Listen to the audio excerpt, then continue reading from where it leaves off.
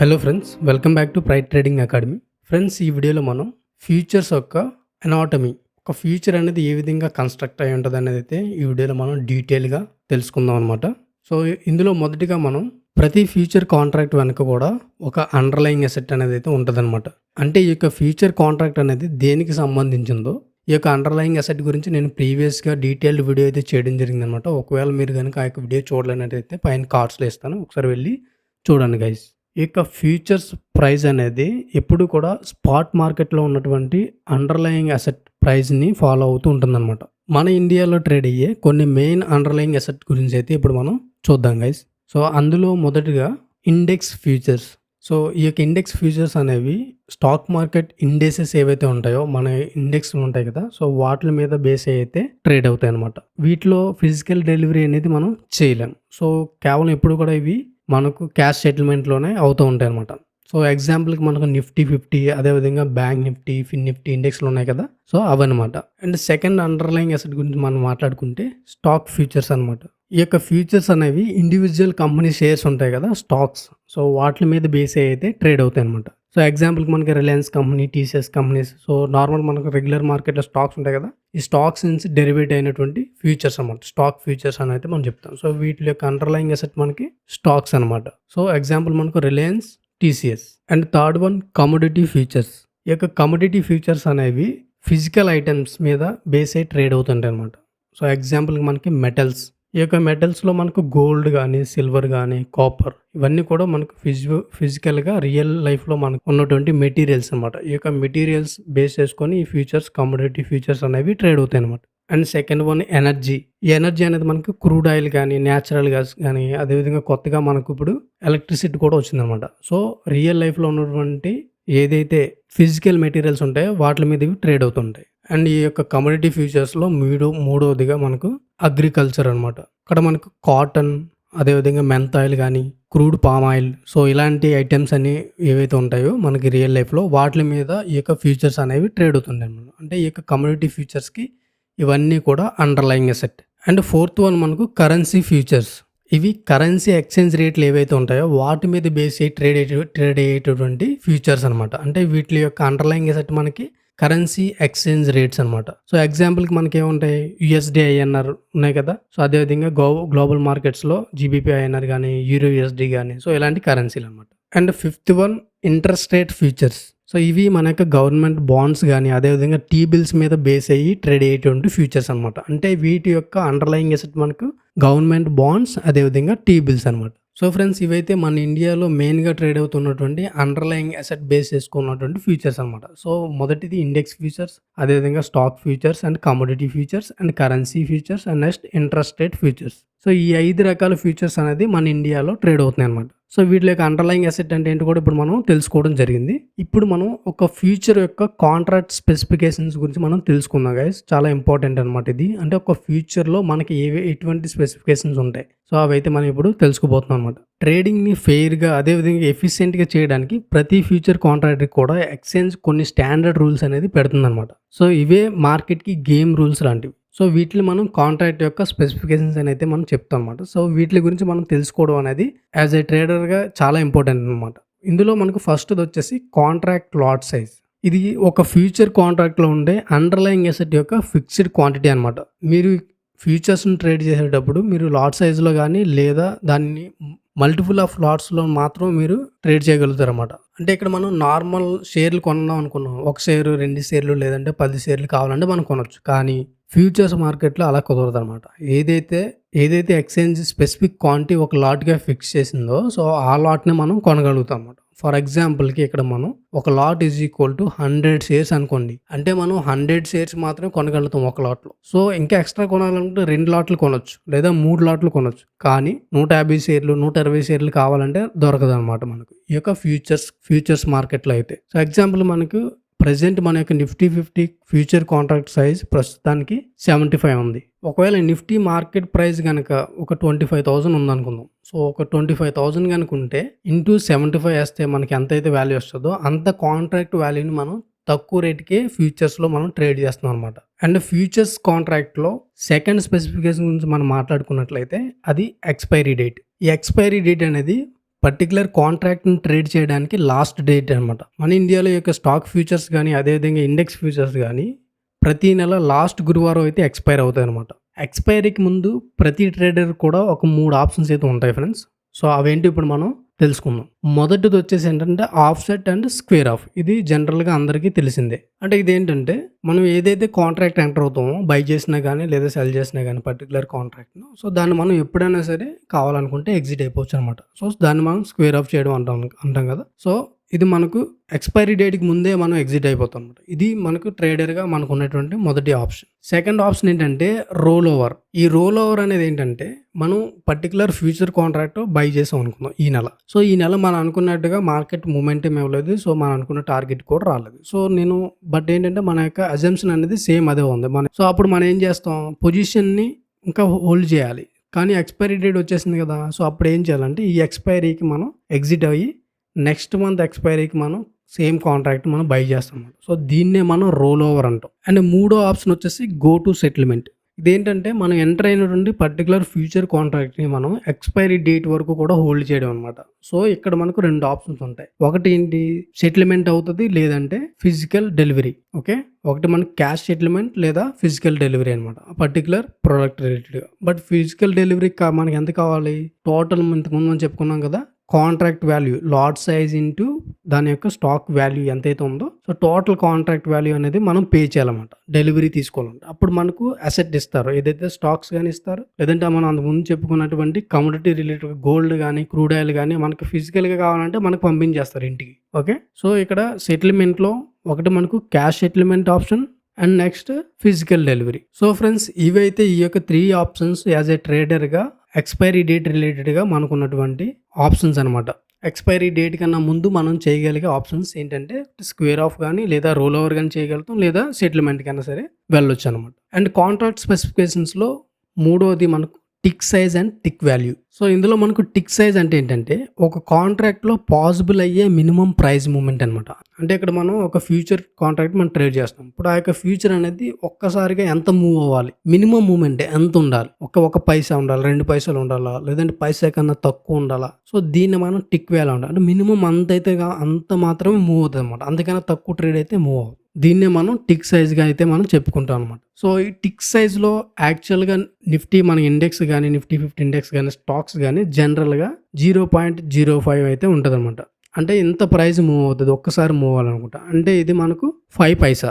అయితే మరి ఇక్కడ మనకు టిక్ వాల్యూ అంటే ఏంటి, టిక్ వాల్యూ అనేది అంటే ఏంటంటే ఒక టిక్ మూవ్మెంట్ యొక్క యాక్చువల్ మనీ వాల్యూ అనమాట. ఓకే. అంటే ఏంటంటే ఇక్కడ మనం ఇంతకుముందు మనం లాట్ సైజ్ కింద మనం చెప్పుకున్నాం కదా. సో ఫ్యూచర్స్లో లాట్ సైజ్ అనేది ఉంటుంది. ఇప్పుడు టిక్ వాల్యూ 0.05 అనుకుందాం, లాట్ సైజ్ అనేది 100 అనుకుందాం. So 100 lot size into tick value ఎంత, టిక్ సైజ్ 0.05 కదా. సో ఇప్పుడు మనకి ఎంత వస్తుంది, 5 రూపీస్ అనమాట.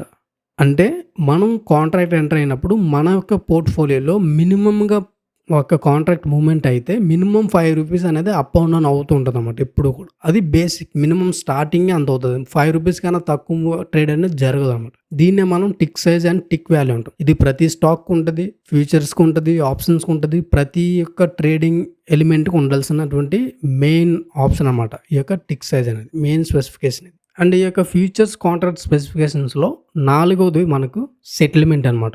ఆల్రెడీ మనం దీని గురించి క్విక్గా అయితే చెప్పుకున్నాం, ఇప్పుడు కాస్త బ్రీఫ్గా అయితే చెప్పుకుందాం. ఈ యొక్క సెటిల్మెంట్లో 2 ఉంటాయి ఫ్రెండ్స్. ఒకటి వచ్చేసి మనకు క్యాష్ సెటిల్మెంట్. ఈ యొక్క క్యాష్ సెటిల్మెంట్ అంటే ఏంటంటే ఎక్స్పైరీ రోజు కాంట్రాక్ట్ ప్రైస్కి అదేవిధంగా సెటిల్మెంట్ అయ్యే ప్రైస్కి మధ్య ఉన్నటువంటి డిఫరెన్స్ ఏదైతే ఉంటుందో సో దాన్ని మనకు క్యాష్ రూపంలో ఇచ్చేస్తారన్నమాట. ఓకే. ఇక్కడ మనకు ఫిజికల్ అసెట్ ఎక్స్చేంజ్ అనేది ఉండదు. సో మన ఇండియాలో మెయిన్గా ట్రేడ్ అవుతున్నటువంటి ఇండెక్స్ ఆప్షన్స్లో కానీ లేదా ఫ్యూచర్స్లో కానీ అదేవిధంగా స్టాక్ ఫ్యూచర్స్లో కానీ సేమ్ ఇదే రూల్ అనమాట. క్యాష్ సెటిల్మెంట్కి మ్యాక్సిమం అందరూ కూడా వెళ్తూ ఉంటారు. అండ్ సెకండ్ వచ్చేసి ఫిజికల్ డెలివరీ. సో ఇక ఫిజికల్ డెలివరీలో ఏంటంటే సెల్లర్ ఎవరైతే ఉన్నారో సో ఆయన యొక్క యాక్చువల్ అండర్లయింగ్ అసెట్ ఏదైతే ఉంటుందో అది స్టాక్ అయి ఉండొచ్చు, లేదంటే క్రూడ్ ఆయిల్ అయి ఉండొచ్చు, గోల్డ్ అయి ఉండొచ్చు. సో అది బయ్యర్కి డెలివరీ చేయాలన్నమాట. అంటే రియల్గానే పంపించాలి. సో మనం ఇక్కడ బయ్యర్ ఏం చేస్తాడు, ఏదైతే కాంట్రాక్ట్ వాల్యూ అంతకుముందు చెప్పుకున్నాం కదా, lot size into underlying asset. So ఈ యొక్క కాంట్రాక్ట్ వాల్యూ ఎంతైతే ఉంటుందో సో ఆ అమౌంట్ అనేది మనం ఇవ్వాలన్నమాట సెల్లర్కి. సో సెల్లర్ మనకి అసెట్ ఇస్తాడు, మనం అమౌంట్ అనేది పే చేయాలి. సో ఇది మనకు ఫిజికల్ డెలివరీ అనమాట. సో ఇది యాక్చువల్‌గా ఎక్కువగా మనకు కమోడిటీ కాంట్రాక్ట్స్‌లో ఎక్కువ జరుగుతూ ఉంటది. క్రూడ్ ఆయిల్ గానీ, గోల్డ్ గానీ ఇవి ఎక్కువ మనకు ఓన్లీ మాక్సిమం ఫిజికల్ డెలివరీకే ఎళ్తూ ఉంటారనమాట.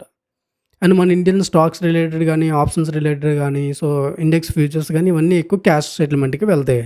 సో చాలామంది రీటైల్ ట్రేడర్స్ ఎవరైతే ఉంటారో సో వాళ్ళందరూ కూడా ఫిజికల్ డెలివరీ అంటే భయపడతారనమాట. సో వీళ్ళందరూ కూడా క్రూడ్ ఆయిల్ గానీ, అదేవిధంగా గోల్డ్ లాంటి అసెట్‌ని ఇంటికి తీసుకొని రావాలేమో అనుకుంటారు. కానీ నిజమేంటంటే చాలామంది ఫ్యూచర్స్ ట్రేడర్స్ ఎస్పెషల్లీ స్పెక్యులేటర్స్ ఎవరైతే ఉంటారో సో వాళ్ళందరూ కూడా డెలివరీ తీసుకోవాలని గానీ, లేదా ఇవ్వాలని గానీ అనుకోరనమాట. సో వాళ్ళ గోల్ ఏంటంటే జస్ట్ ప్రైస్ చేంజెస్ నుంచి ప్రాఫిట్ చేయడం. సో దానికోసం వాళ్ళు ఎక్స్‌పైరీ డేట్ కన్నా ముందే వాళ్ళ పొజిషన్‌ని ఆఫ్‌సెట్ చేస్తారు. అంటే స్క్వేర్ ఆఫ్ చేసుకుంటారు. ఇంకా జనరల్‌గా మనం చెప్పాలంటే మన ఇండియాలో ట్రేడ్ చేస్తున్నట్టు లాట్ ఆఫ్ రీటైల్ ట్రేడర్స్ ఎవరైతే ఉన్నారో సో వాళ్ళందరూ ట్రేడ్ చేస్తున్నట్టు నిఫ్టీ 50 గానీ, బ్యాంక్ నిఫ్టీ ఇండెక్స్ అదేవిధంగా స్టాక్ ఫ్యూచర్స్‌లో మాక్సిమం క్యాష్ సెటిల్‌మెంట్‌కి అందరూ వెళ్తారనమాట. సో ఫిజికల్ డెలివరీ అనేది ఒక నార్మల్ రీటైల్ ఇన్వెస్టర్ ఎవరైతే ఉంటారో సో వాళ్ళకి సంబంధం లేని విషయంగా అయితే మనం ఇప్పుడు చెప్పుకోవచ్చు. సో ఎందుకంటే దానికి మనకి లాట్ ఆఫ్ ఫండ్స్ అనేది కావాలి ఫిజికల్‌గా మనం డెలివరీ తీసుకోవడానికి. సో రీటైలర్స్ ఎవరైతే ఉంటారో సో వాళ్ళకి ఈ యొక్క ఫిజికల్ డెలివరీ అనేది సంబంధం లేని విషయం. సో ఫ్రెండ్స్ ఇప్పటివరకు మనం కాంట్రాక్ట్ స్పెసిఫికేషన్స్ గురించి అయితే మనం తెలుసుకోవడం జరిగిందనమాట. ఇప్పుడు మనం ఫ్యూచర్స్ ప్రైస్ అనేది ఏ విధంగా డిసైడ్ అవుతది? ఎలా డిసైడ్ చేస్తారనేది అయితే మనం తెలుసుకుందాం. ఫ్యూచర్స్ ప్రైస్ అనేది సాధారణంగా అండర్‌లయింగ్ అసెట్ యొక్క కరెంట్ మార్కెట్ ప్రైస్ అంటే స్పాట్ ప్రైస్ కన్నా కొంచెం డిఫరెంట్‌గా ఉంటదనమాట. సో ఈ డిఫరెన్స్ మనం బేసిస్ లేదా స్ప్రెడ్ అని అయితే మనం చెప్తాం. అంటే దీన్ని మనం ఎలా చూడాలంటే నిఫ్టీ స్పాట్ మనకు 25,000 ఉందనుకుందాం. దీని యొక్క ఫ్యూచర్ 25,100 ఉందనుకుందాం. సో దీనికి డిఫరెన్స్ ఎంత ఉంది? ఒక ₹100 ఉంది కదా! సో ఈ ₹100ని మనం స్ప్రెడ్ అని అంటాం. లేదా బేసిస్ అని అయితే చెప్తాం అనమాట. అయితే ఈ డిఫరెన్స్ అనేది ఏ విధంగా మనకు ఫ్యూచర్ ప్రైస్‌లో యాడ్ అవుతది. సో ఇదొక కాస్ట్ ఆఫ్ క్యారీ అనే ఒక మోడల్ మీద అయితే బేస్ అయి ఉంటదనమాట. సో ఇప్పుడు మనం కాస్ట్ ఆఫ్ క్యారీ మోడల్ అంటే ఏంటో ఇప్పుడు మనం తెలుసుకుందాం. సింపుల్‌గా చెప్పాలంటే ఫ్యూచర్ ప్రైస్ అనేది స్పాట్ ప్రైస్ ప్లస్ ఆ యొక్క అసెట్‌ని డెలివరీ డేట్ వరకు స్టోరేజ్ చేయాలి కదా! ఏదైతే అసెట్ ఉందో సో దాని యొక్క స్టోరేజ్ చేయడానికి అయ్యే ఖర్చులు, ఎక్స్‌ట్రా ఖర్చులు ఏవైతే ఉంటాయో సో ఇక్కడ spot price plus storage cost అనమాట. సో ఈ రెండిటిని కలిపితే మనకు ఫ్యూచర్ ప్రైస్ అనేది వస్తది. సో దీని యొక్క ఫార్ములా ఏంటంటే future price is equal to spot price plus financial cost plus storage cost minus dividends and income. So ఇక్కడ మనకు ఒక ఫ్యూచర్ ప్రైస్ రావాలంటే స్పాట్ ప్రైస్ అదేవిధంగా financial cost plus storage cost ఈ 3 కలిపి వీటిలోంచి మనకు డివిడెండ్స్ కానీ లేదా దీని యొక్క ఇన్కమ్స్ ఏదైతే ఉంటుందో వాటిని మనం తీసేస్తే ఈ యొక్క ఫ్యూచర్ ప్రైస్ అనేది వస్తదనమాట. ఇక్కడ మనకు ఫైనాన్షియల్ కాస్ట్ అంటే ఏంటి? ఆల్రెడీ మనం చెప్పుకున్నాం. ఫైనాన్షియల్ కాస్ట్ అనేది ఏంటంటే ఒక రకంగా ఇంట్రెస్ట్ అనమాట. ఇప్పుడు ఆ అసెట్‌ని కొనడానికి ఒకవేళ అప్పు తీసుకుంటే గనక దానికి కట్టే వడ్డీ అనమాట. దాన్ని మనం ఫైనాన్షియల్ కాస్టే చెప్తాం. సో దీన్ని మనం ఇంట్రెస్ట్ అయితే చెప్పొచ్చు. And second one is storage cost. ఇప్పుడు గోల్డ్ గానీ, అదేవిధంగా ఆయిల్ గానీ సో ఇలాంటి ఫిజికల్ ఐటెమ్స్ ఏవైతే ఉన్నాయో సో వాటిని మనం స్టోరేజ్ చేయడానికి వేర్ హౌస్ లాంటి వాటిలో పెట్టాలి కదా! లైక్ ఇన్సూరెన్స్ ఖర్చులనమాట. ఎందుకంటే వాటిని మనం భద్రంగా చూడాలి కదా! మనకి ఏదైతే సెల్లర్ ఉంటారో, బయ్యర్ ఉంటారో బయ్యర్‌కి మనం దాన్ని పంపించే వరకు దాన్ని మనం కాపాడుతుండాలి కదా అసెట్‌ని. సో దానికి కాస్త ఖర్చు అవుద్ది కదా! సో దీన్ని మనం స్టోరేజ్ కాస్ట్ అంటాం అనమాట. Like where house cost. And next dividends. ఈ యొక్క స్టాక్ ఫ్యూచర్స్ విషయంలో ఎక్స్‌పైరీ లోపు వచ్చే డివిడెండ్స్ ఏవైతే ఉంటాయో ఆ డివిడెండ్స్‌ని ఈ యొక్క ఫ్యూచర్ ప్రైస్‌లోంచి మైనస్ చేసేస్తారన్నమాట ముందే. ఓకే. ఎందుకంటే మీకు ఆల్రెడీ డివిడెండ్ వస్తది కదా! సో ₹5 అనేది. సో ఫ్యూచర్ కూడా ₹5 పడతదన్నమాట. ఇది ముందుగానే వాళ్ళు చేస్తారు. ఎందుకంటే ఈ ఎక్స్‌పైరీ గ్యాప్‌లోనే మనకు ఎప్పుడు డివిడెండ్స్ వస్తున్నాయో మనకు తెలుస్తది కాబట్టి. సో అంటే ఈ యొక్క spot plus financial cost plus storage cost ఈ మూడిట్లోంచి డివిడెండ్స్ తీసేయాలన్నమాట. ఈ డివిడెండ్స్‌ని మనం ఒక ఇన్కమ్‌గా చెప్తాం. సో ఫ్రెండ్స్ ఇప్పుడు మీకు ఒక ఫ్యూచర్ ప్రైస్ అనేది ఏ విధంగా కన్‌స్ట్రక్ట్ అవుతదో తెలుసుకున్నారు కదా! ఇది మనకు కాస్ట్ ఆఫ్ క్యారీ మోడల్ ద్వారా ఒక ఫ్యూచర్ ప్రైస్ అనేది డిసైడ్ అవుతదన్నమాట. అండ్ ఇప్పుడు మనం ఇందులో కాంటాంగో అండ్ బ్యాక్వర్డేషన్ గురించి అయితే తెలుసుకుందాం.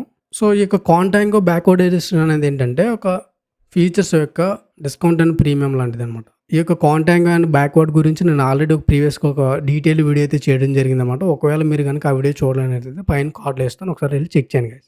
కాంటాంగోలో ఏంటంటే ఫ్యూచర్ ప్రైస్ అనేది స్పాట్ ప్రైస్ కన్నా ఎక్కువ ఉంటది. ఇది జనరల్‌గా మనకు తెలుసు కదా! ఫ్యూచర్ అనేది స్పాట్ కన్నా ఎక్కువ ఉంటది. దీన్ని మనం కాంటాంగో అంటాం. లేదా జనరల్ భాషలో చెప్పాలంటే ప్రీమియం ప్రైస్ అండ్ బ్యాక్వర్డేషన్. సో ఇందులో ఏమో జరుగుతదంటే ఫ్యూచర్ ప్రైస్ అనేది స్పాట్ ప్రైస్ కన్నా తక్కువ ఉంటదన్నమాట. ఇక్కడ మనకి స్పాట్ ప్రైస్ అంటే ఏంటండి? ఆల్రెడీ మనం ప్రీవియస్ చాలా సార్లు చెప్పుకున్నాం. స్పాట్ ప్రైస్ అంటే మనకు underlying asset. Okay. Underlying asset యొక్క మార్కెట్ ప్రైస్‌ని మనం స్పాట్ ప్రైస్ అని అయితే చెప్పుకుంటాం అనమాట. సో ఈ యొక్క కాంటాంగ్ అండ్ బ్యాక్వర్డర్స్ గురించి నేను జస్ట్ క్విక్గా మీకు ఎక్స్ప్లెయిన్ చేశాను అంతే. దీని రిలేటెడ్గా నేను డీటెయిల్డ్ వీడియో అయితే చేయడం జరిగింది. అక్కడ మీకు ఇంకా బాగా అర్థమవుతుంది. ఆ వీడియో అయితే నేను పైన కార్డ్స్లో ఇస్తాను, వెళ్ళి చూడండి గైస్. అండ్ ఈ యొక్క ఫ్యూచర్స్ ప్రైస్ కన్స్ట్రక్షన్లో మెయిన్ టాపిక్ అయినటువంటి కన్వర్జెన్స్. ఈ యొక్క కన్వర్జెన్స్ అంటే ఏంటంటే, మనం ఇంతకుముందు ఆల్రెడీ చెప్పుకున్నటువంటి ఏదైతే బేసిస్ లేదా స్ప్రెడ్, ఓకే, అంటే ఒక స్పాట్కి ఫ్యూచర్కి ఉన్నటువంటి డిఫరెన్స్ ప్రైస్ని మనం స్ప్రెడ్గా అయితే మనం చెప్పుకున్నాం కదా. సో ఎక్స్పైరీ రేట్ దగ్గర పడుతున్న కొద్దీ ఈ యొక్క బేసిస్ లేదా స్ప్రెడ్ అనేది తగ్గిపోతూ ఉంటుందన్నమాట. ఓకే, ఇది ఎక్స్పైరీ రోజు అంటే కరెక్ట్ ఎక్స్పైరీ రోజుకి ఏం జరుగుతుందంటే future price and spot price రెండు కలిసిపోయి సో ఒకే ప్రైస్ అవుతాయి. అంటే రెండు కూడా సేమ్ ప్రైస్ అయిపోతాయి అనమాట. ఫర్ ఎగ్జాంపుల్ ఇప్పుడు మనకి నిఫ్టీ స్పాట్ 25,000 ఉందనుకుందాం, ఫ్యూచర్ వచ్చేసి 25,100 ఉంది. సో ఇక్కడ మనకు డిఫరెన్స్ అంతా 100. దీన్ని మనం స్ప్రెడ్గా చెప్పుకుంటాం లేదా బేసిస్ అంటాం. ఇప్పుడు మనకి ఎక్స్పైరీ రోజు దగ్గర పడే కొద్దీ ఏమవుద్ది, ఈ యొక్క బేసిస్ అంటే ఈ యొక్క ప్రీమియం అనేది తగ్గుతూ ఉంటుంది అన్నమాట. ఈ యొక్క స్ప్రెడ్ అనేది అంటే ఒక 10 days అయిందనుకోండి, ఇది మనకు 60 రూపీస్ అయిపోద్ది. 20 days అయిందనుకోండి, ఇది మనకు 40 రూపీస్ అయిపోద్ది. ఓకే, 25 days అయిందనుకోండి, ఇది 20 రూపీస్ అయిపోద్ది అన్నమాట. ఈ స్ప్రెడ్ అంటే 25,020 ఉంటుంది. So at the end of the expiry day వచ్చేసరికి ఈ రెండు ఈక్వల్ అయిపోతాయి. ఓకే, స్పాట్ ఆ టైంకి 25,050 ఉందనుకుందాం. సో ఫ్యూచర్ కూడా 25,050 దగ్గరే క్లోజ్ అవుద్ది అనమాట. సో రెండు ఈక్వల్ అయిపోతాయి. దీన్నే మనం కన్వర్జెన్స్ అని అయితే అంటాం అనమాట ఫ్యూచర్స్ మార్కెట్లో. ఫ్రెండ్స్, ఇప్పటివరకు మనం ఫ్యూచర్స్ అనేది ఏ విధంగా ఫ్యూచర్ ప్రైస్ అనేది ఏ విధంగా కన్స్ట్రక్ట్ అవుతుంది, అందులో మనకు కాస్ట్ ఆఫ్ క్యారీ మోడల్, అదేవిధంగా కాంటాంగ్ అండ్ బ్యాక్వర్డేషన్ అండ్ నెక్స్ట్ కన్వర్జెన్స్ గురించి అయితే తెలుసుకోవడం జరిగింది అనమాట. సో ఇప్పుడు మనం అనదర్ మోస్ట్ ఇంపార్టెంట్ టాపిక్ అయినటువంటి ట్రేడింగ్ మెకానిజం, ఈ యొక్క ఫ్యూచర్స్ యొక్క ట్రేడింగ్ మెకానిజం గురించి మనం తెలుసుకుందాం. ఈ యొక్క ఫ్యూచర్స్ ట్రేడింగ్ అనేది చాలా ఆర్గనైజ్డ్, అదేవిధంగా రెగ్యులేటెడ్ ప్లాట్ఫామ్స్ మీద అయితే జరుగుతుంది అనమాట. సో దీనికి ఎక్స్చేంజ్ అదేవిధంగా క్లియరింగ్ హౌస్ అనేది బ్యాక్ బోన్లో పనిచేస్తాయి. సో ఇప్పుడు మనం ఎక్స్చేంజ్ రోల్ ఏంటో చూద్దాం. ఈ యొక్క ఎక్స్చేంజ్ అనేది ట్రేడింగ్ కోసం ఒక సెంట్రలైజ్డ్ అదేవిధంగా రెగ్యులేటెడ్ అండ్ ట్రాన్స్పరెంట్ ప్లాట్ఫామ్ అయితే ఇస్తుంది అనమాట మనకి. ఇది కాంట్రాక్ట్ని స్టాండర్డైజ్ చేస్తుంది. స్టాండర్డైజ్ అనేది ఆల్రెడీ మనం తెలుసుకున్నాం కదా, అంటే ఎంత సైజ్ ఉండాలి, ఎంత లాట్ సైజ్ ఉండాలి, ఎంత క్వాలిటీ ఉండాలి, అదేవిధంగా ఏ రోజు ఎక్స్పైరీ ఉండాలి. సో ఇవి అందరికీ ఒకేలా ఉండేలా చేస్తుంది అనమాట.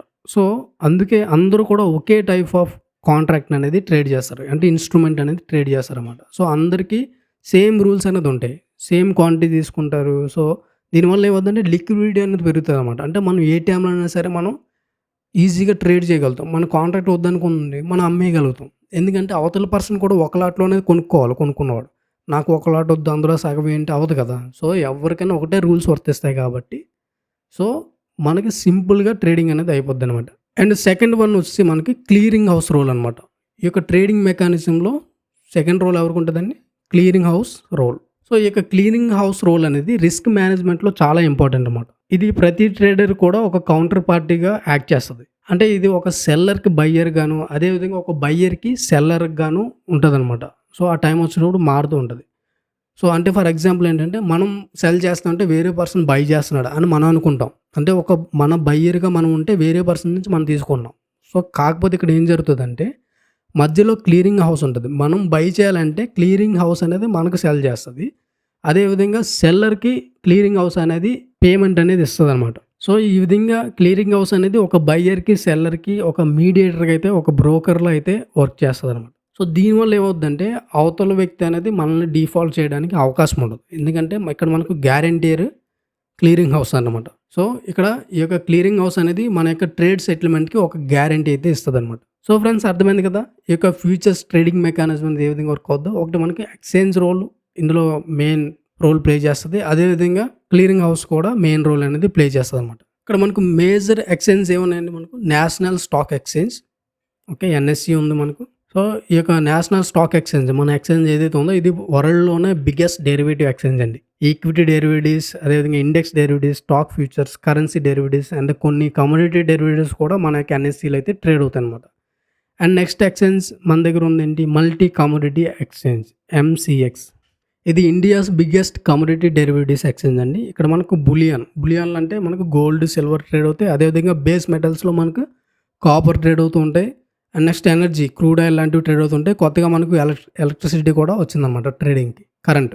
అండ్ అదర్ ఎక్స్చేంజెస్ ఏమున్నాయి మన దగ్గర, బిఎస్సి ఉంది, బాంబే స్టాక్ ఎక్స్చేంజ్ ఉంది. అండ్ నెక్స్ట్ ఎన్సీడిఎక్స్ ఉంది, national commodity and derivatives exchange అనమాట. సో ఇక్కడేం ట్రేడ్ అవుతుంటాయంటే మనకు రైస్ కానీ అంటే ఫుడ్ ఐటమ్స్ ఏవైతే ఉంటాయో అవి ఎన్సీడిఎక్స్లో ట్రేడ్ అవుతుంటాయి.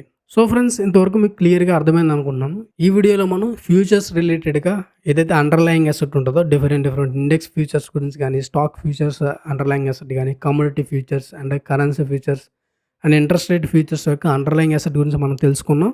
అండ్ నెక్స్ట్ కాంట్రాక్ట్ స్పెసిఫికేషన్స్ గురించి కూడా మనం తెలుసుకోవడం జరిగిందన్నమాట. సో ఇక్కడ మనకు కాంట్రాక్ట్ లాట్ సైజ్ అనేది ఎంత ఉంటుంది, సో అదేవిధంగా ఎక్స్పైరీ డేట్లో మనకు ట్రేడర్స్గా ఉన్నటువంటి మనకి 3 ఆప్షన్స్ గురించి, and next tick size and tick value గురించి మనం తెలుసుకున్నాం. అండ్ నెక్స్ట్ సెటిల్మెంట్ గురించి కూడా మనం తెలుసుకోవడం జరిగింది. అదేవిధంగా ఫ్యూచర్స్ ప్రైస్ని ఏ విధంగా డిసైడ్ చేస్తారు కాస్ట్ ఆఫ్ క్యారీ మోడల్ ద్వారా. సో అండ్ నెక్స్ట్ కాంటాంగ్ అండ్ బ్యాక్వర్డేషన్ గురించి తెలుసుకున్నాం. అండ్ నెక్స్ట్ కన్వర్జెన్స్ అంటే ఏంటో కూడా మనం తెలుసుకోవడం జరిగిందనమాట. అండ్ ఫైనల్గా ట్రేడింగ్ మెకానిజం, ఎక్స్చేంజ్ రోల్, అదేవిధంగా క్లియరింగ్ హౌస్ రోల్ అంటే ఏంటి కూడా మనం ఈ వీడియోలో క్లియర్గా తెలుసుకోవడం జరిగిందన్నమాట. ఫ్రెండ్స్, మీకు కనుక ఈ వీడియో మీ యొక్క నాలెడ్జ్కి ఒక వాల్యూ యాడ్ చేస్తుంది అనుకుంటే ప్లీజ్ తప్పకుండా లైక్ చేయండి. సో మీరు మన యొక్క వీడియోస్ని ఎంత విధంగా లైక్ చేస్తే నేను మరింత కంటెంట్ని తీసుకురావడానికి నాకు ఒక మోటివ్లో ఉంటుంది అనమాట. అదేవిధంగా మీకు ఏదైనా డౌట్స్ ఉంటే కింద కామెంట్ సెక్షన్లో కామెంట్ చేయండి గైస్. అండ్ నెక్స్ట్ తప్పకుండా మన యొక్క ప్రైట్ ట్రేడింగ్ అకాడమీ ఛానల్ని యూట్యూబ్లో అయితే సబ్స్క్రైబ్ చేసుకోండి. అదేవిధంగా డిస్క్రిప్షన్లో ఉన్న లింక్ ద్వారా టెలిగ్రామ్లో కూడా జాయిన్ అవ్వండి గైస్. అండ్ నెక్స్ట్ మన డిస్కౌంట్ కూడా ఫాలో అవుతుండండి. So friends, thank you for watching. మళ్ళీ మనం నెక్స్ట్ అనదర్ వీడియోలో అయితే కలుసుకుందాం.